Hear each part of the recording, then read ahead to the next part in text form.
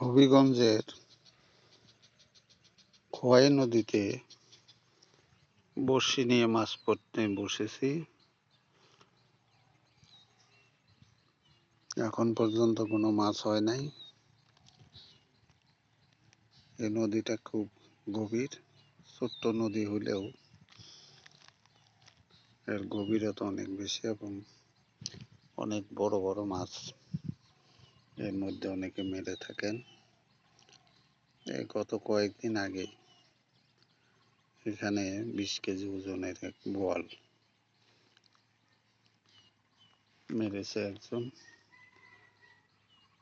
তাই আজকে সকাল সকাল নদীর দিকে আসলাম এবং 2টা অটো হুইল এবং একটা হাত ছিপ অলরেডি আমি ফেলাইয়াছি। দেখা যাক শেষ পর্যন্ত কি হয়।